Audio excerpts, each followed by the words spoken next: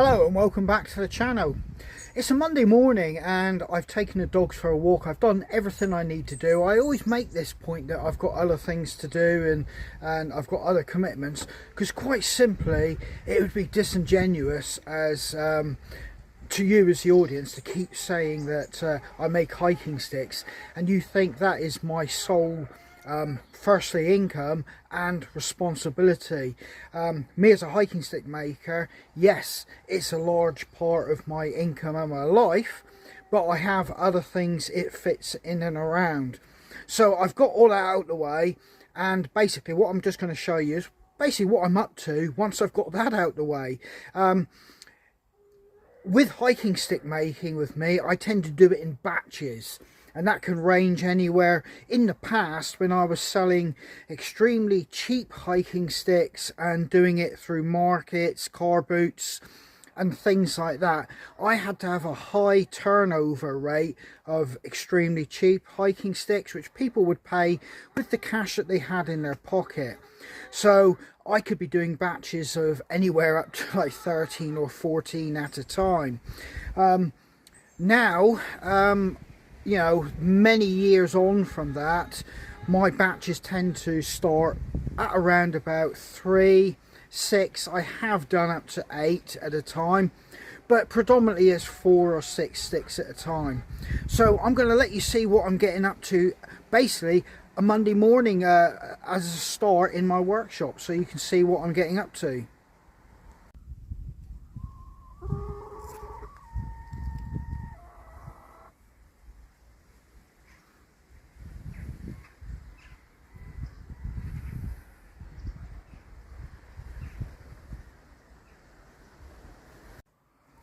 Right then, the weather is extremely poor. I will have to come down to the woodshed there to do some of the cutting and initial preparation on the hiking sticks. But at the moment I'm digging through my stock and I'm sorting out getting the batches together. I've got one batch that I'm ready to start cutting and shaping and getting ready for the first stages of production. I've got my steamer heating up. I've got my straightening jig all ready to go. The weather's not very nice. I'm going to be out in the rain straightening, but I don't want the steam inside my workshop, as I've said many other times. Right, you can hear my steamer starting there, starting to warm up. And that is the first batch that's going to be going into the steamer. They're reasonably straight, so I should have a lot of success with those. I don't expect any failures out of that batch of 4, but I do still straighten them just to heat treat them. Right, coming into it, I've got to dig through there. I've got some more I want to select. And over here, this is the next 6. I'm going to start cutting to size, selecting how I want to shape them, debarking the ones that I want to debark, and basically getting these ready to start going into the hiking stick production. Now I'm reaching that time of year. This batch of sticks which has been drying, which was cut just after Christmas, I'm already thinking about where they're going to go into the next part of the drying phase. That will probably be me taking the old stock back and bringing along the wall, and all this will go at the very back, leaving that open and ready to accept my new lot of harvesting, which will start pretty soon or shortly. Right, now I've got to jump in there, and as you can see I've got a lot of mess here. Quite simply, I've been doing I've got loads of ground anchor bolts and wood bolts from when I've been doing that fencing. But I've got to move all my tools out of the way, and I've got to sift through that and select some specific items that I'm trying to find or hoping I can find for a custom order. I'll also select another couple batches of sticks and I'll put over into this particular area. As you can see, I've got some potential thumbsticks there to make, but I'm in no hurry for them at the moment. I've got to get my generic sticks out the way, which is the ones that are my biggest sellers.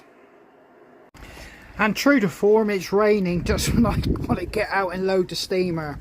Right then, I'm going to have to get a coat on, I think, or I'm going to get wet. Oh.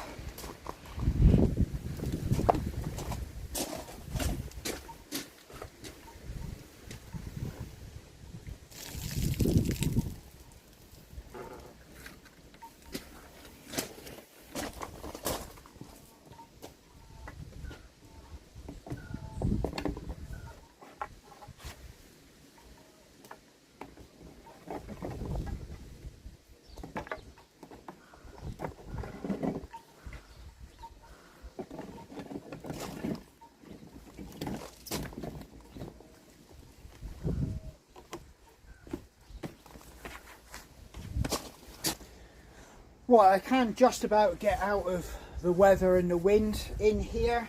I still have more wood, as some of you may know, that I've got to get in here. But yeah, it is difficult, but I work with what I've got. Now, all I'm going to do is basically size these. And because these aren't custom orders, I'm going to be doing these to a maximum of 120 centimetres. I've explained that before. That's the optimum size for most postal services to be able to reach their destination if I have to post it and not incur stupid postage. If I go over 120 centimetres, I can be looking up to just over 12 quid to get a stick to the customer, obviously added to the stick. So somebody's really got to want a longer stick to warrant that kind of cost. Now this one here is a nice stick, and I've cut it there, and this would have made a nice head, like a knob head, where I could have made a nice feature from it. But sadly, you can see I've got a split running up there and down through this piece here. So the split is running along there and through here. That isn't just drying, although the drying process probably didn't help. That's me when I cut it. I've cut through and I've been overly rough retrieving it, and I've caused the split to run or start to run, and the drying has continued it for a little while.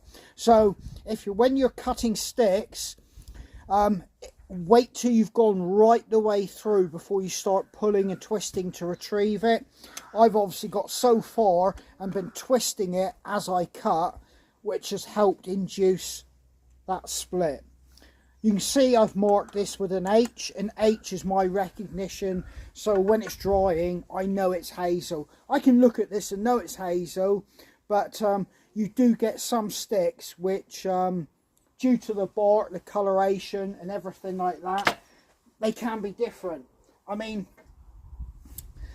this here is hazel as well, a nice real big thick piece, and take a look how different that bark is from this one.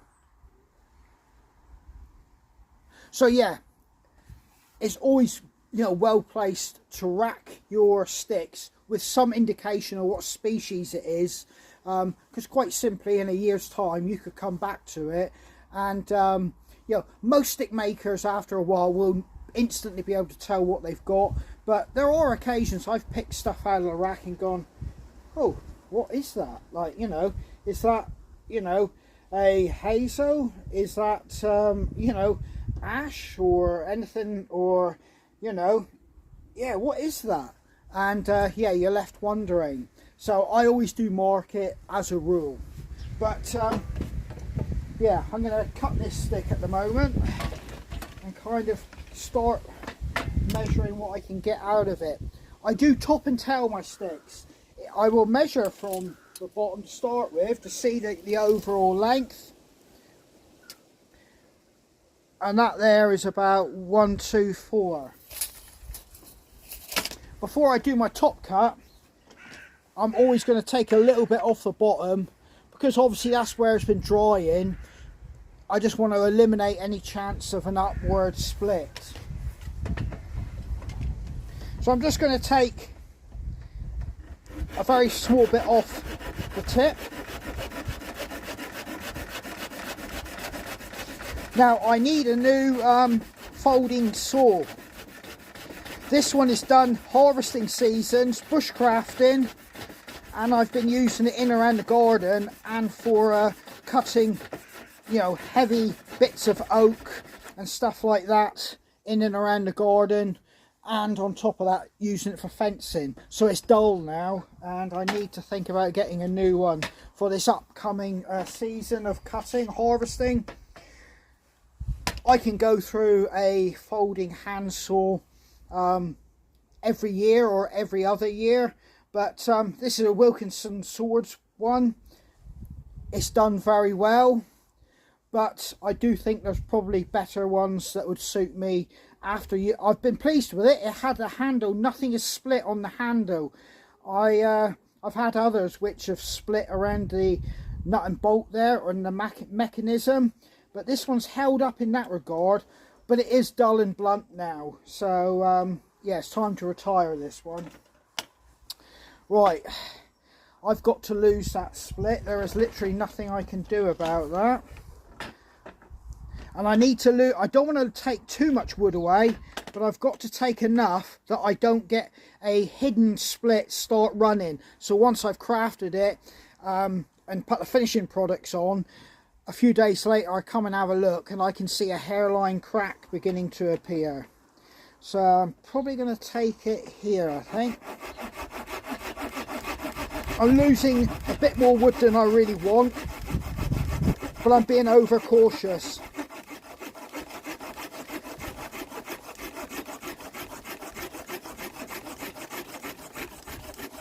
And at this point, all I'm doing is basically sizing my sticks.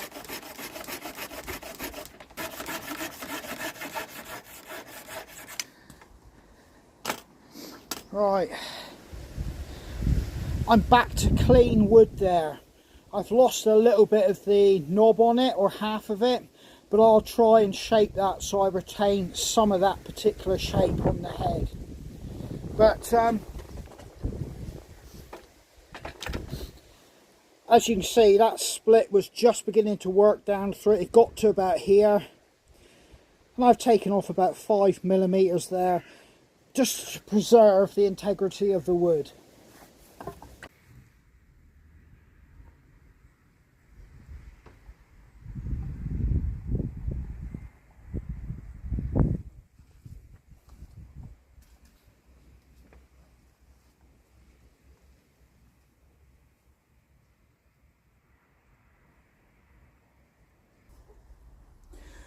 Right, my sticks, or these, what this batch here has already been through the steamer, and they've been straightened to where I want to get them. As I've explained before, within the straightening process, sometimes I don't push wood too far, because quite simply wood will only straighten so far. So this is my blank. I've cut it to size, and now I'm checking the quality of the actual stick. I'm checking the bark to make sure that the bark is how I want it to be, and it's of a quality it's going to stay on the wood.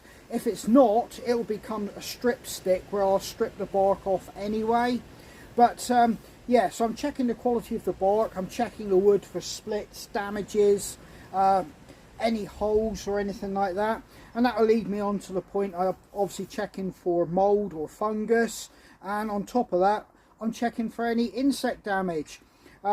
It's just something you do as a bit of quality control on your sticks.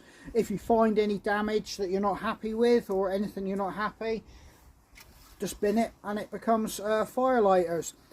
All my sticks go through the steamer. It's something I do now as part of my well, quality control process, and obviously by putting it through you know, steam temperatures for 20 odd minutes and getting the wood up to that kind of heat, obviously it's killing anything on, around and in it. So, but that's just what I do. I'm not saying that's what you have to do, but yeah, now that's a batch of blanks that I can now start working at my leisure.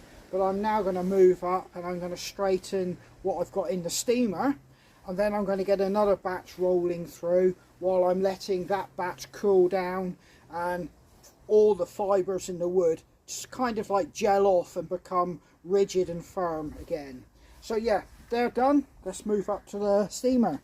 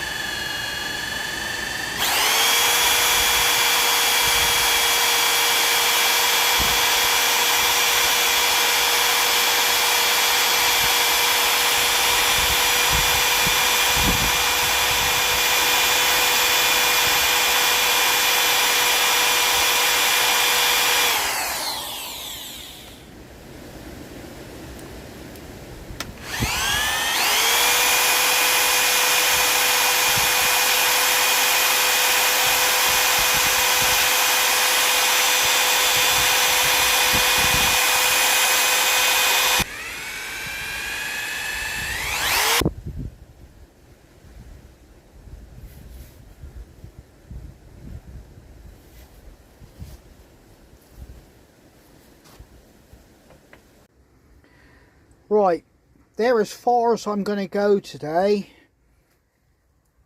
I've drilled out, countersunk and done the friction burn. As you can see there. And that's as far as I'm going to go. The reason that one's a lot shorter, only at 1 metre, is because that's obviously going to be, or not obviously, but it's a lady's custom stick that I've got to do.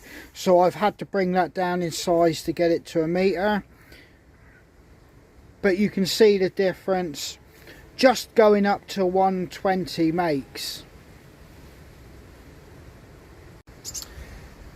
Now, I must admit that's quite unique in how I go about doing it, and it's become a little bit of a trademark for me. It works, and what that friction burn does, the lanyard, if it gets wet, obviously water will soak up or soak down through it.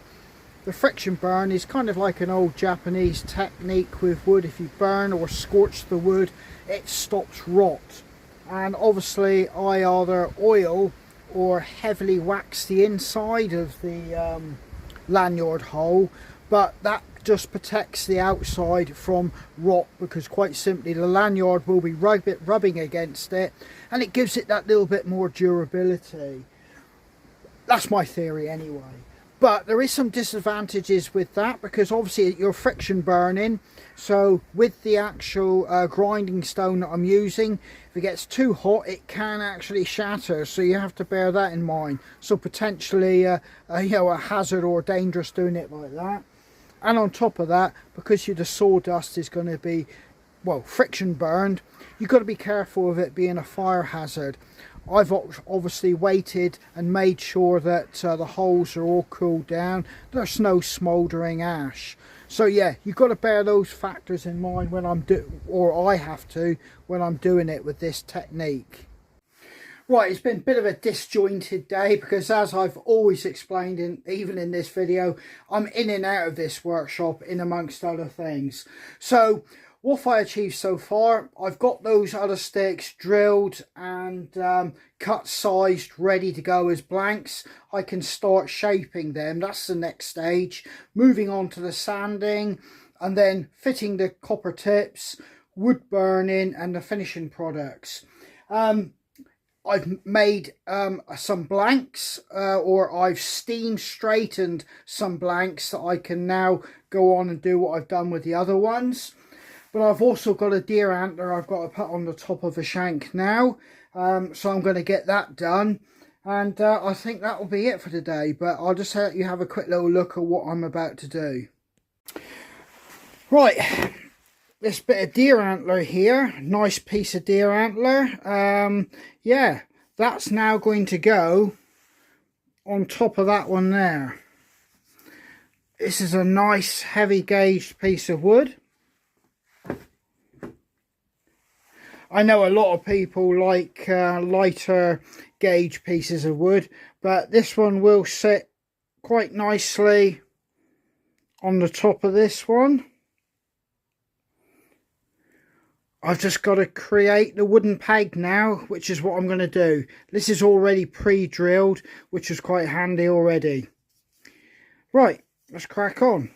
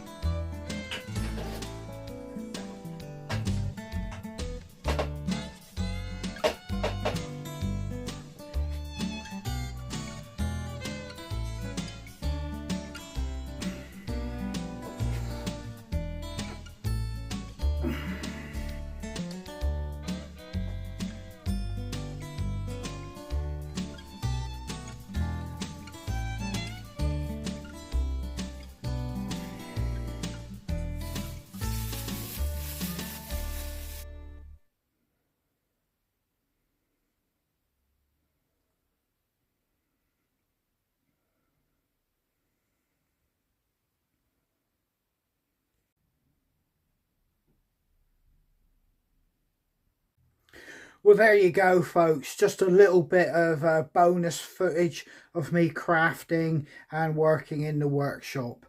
Just because I thought to myself, I couldn't really end it there. You need to see me at least attach the antler to the shank.